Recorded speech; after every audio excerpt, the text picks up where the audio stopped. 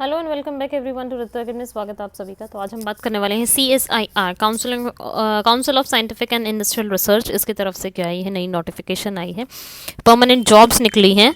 और ये नोटिफिकेशन जो है वो तमिलनाडु से है, मतलब जो आपकी अपॉइंटमेंट होगी आफ्टर ज्वाइनिंग, आपको तमिलनाडु में रिपोर्ट करना है। तो ये एडवर्टीजमेंट जो है, इसमें एप्लीकेशंस फॉर्म जो हैं वो निकल गए थे आपके 14th ऑफ जनवरी को, एंड लास्ट डेट है आपकी 14th of February, and last date for receipt of hard copy of the applications वो है आपकी 25th of February up to 5 PM। तो इसमें कुछ पोस्ट निकली हैं। एक है आपकी जूनियर सेक्रेटरीट असिस्टेंट जनरल की, उसमें कुल 5 पोस्ट हैं। जूनियर सेक्रेटरीट असिस्टेंट, इसमें आपकी 2 पोस्ट हैं। एजुकेशन क्वालिफिकेशन जो है आपकी 10+2 है, एंड 35 वर्ड पर मिनट इंग्लिश में आपकी टाइपिंग स्पीड होनी चाहिए। एक जूनियर सेक्रेटरीट असिस्टेंट SNP की, उसमें कुल 2 पोस्ट हैं।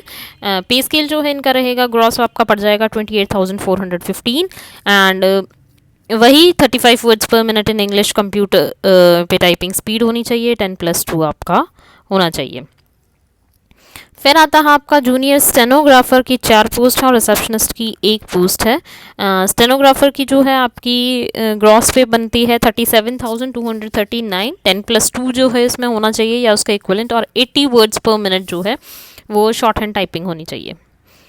फिर रिसेप्शनिस्ट की जो है वो पड़ेगी आपकी 50,802, एंड ग्रेजुएट होना चाहिए और 2 ईयर का रेलेवेंट एक्सपीरियंस होना चाहिए किसी भी गवर्नमेंट ऑटोनोमस बॉडी में आपका। तो फिर आपके कुछ बेनिफिट्स दिए हुए हैं कि आपको यूजुअली जो है डियरेंस अलाउंस मिलेगा, HRA, house rent allowance, transport allowance, ये सब कुछ मिलेगा आपका।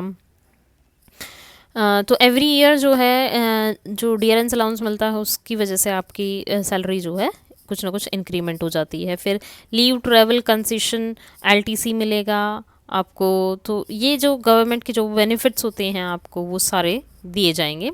फिर कुछ जनरल इंस्ट्रक्शंस हैं कि जो CSIR है, डायरेक्टर के पास ही has a discretion to increase और decrease the number of post, और वो रिक्रूटमेंट को अगर कैंसिल भी करना चाहते हैं तो वो रिक्रूटमेंट प्रोसेस को किसी भी स्टेज पे कैंसिल भी कर सकते हैं। एप्लीकेंट जो है वो सिटीजन होना चाहिए इंडिया का। फिर जो असेंशियल क्वालिफिकेशन या रिक्वायरमेंट्स जो दी गई हैं, क्वालिफिकेशंस में रिक्वायरमेंट भी मिनिमम डिग्री ऑफ पोजीशन जो मतलब लिखी गई है वो मिनिमम है, वो सब कुछ आपके कंप्लीट होने चाहिए। ऑन टाइम आप एप्लीकेशन को सबमिट करेंगे, उसके बाद वो रिजेक्ट हो सकती है, मतलब एक्सेप्ट नहीं की जाएगी। और जो आप एप्लीकेशन आप सबमिट कर रहे हो तो उसके साथ सेल्फ अटेस्टेड कॉपीज़ लगेंगी of your relevant educational qualifications की। ठीक है। तो अगर आप एज रिलैक्सेशन क्लेम कर रहे हो या फिर किसी कैटेगरी में, OBC में या और SC ST में जा रहे हो, तो उसका रेलेवेंट सर्टिफिकेट भी आपको ज़रूर दिखाना पड़ेगा।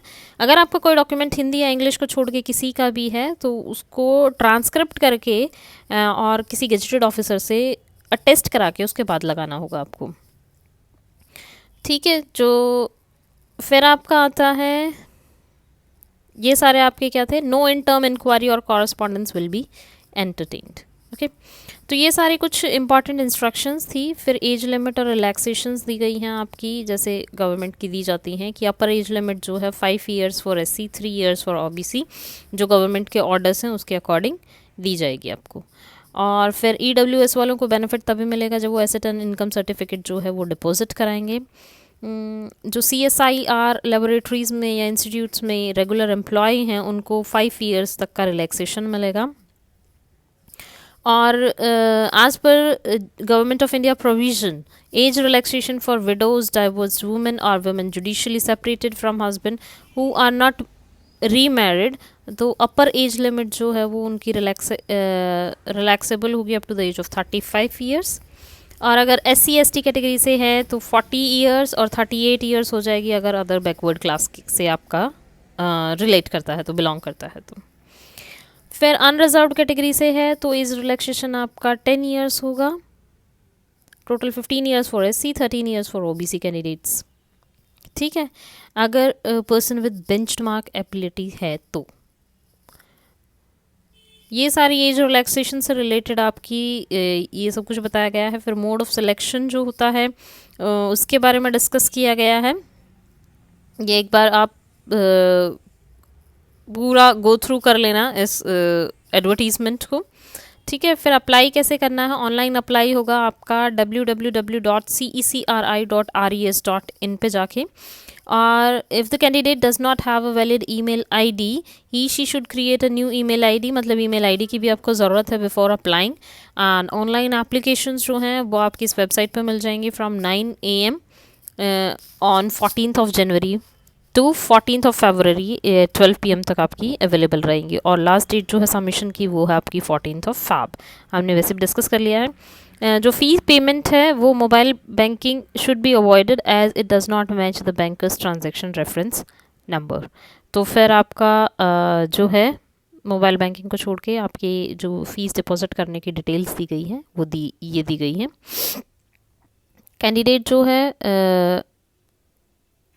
ऑनलाइन अप्लाई करता है तो candidate has to register with his her name and email ID से ही रजिस्टर होगा, और लॉगिन करने के लिए वो फिर इन सारे क्रेडेंशियल्स को यूज़ करेगा, ठीक है।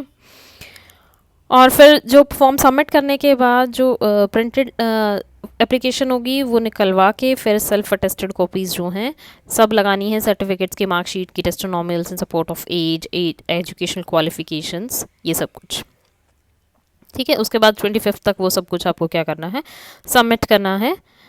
तो अगर कुछ भी इनकम्प्लीट होगा तो आपका जो है फॉर्म रिजेक्ट हो जाएगा, और डिटेल्स जो हैं वो स्क्रीन्ड और short listed candidates can be called for typing test, stenography test, writing examination, personality assessment test will be notified in the website only, and therefore the candidates are advised to visit this site for the latest update.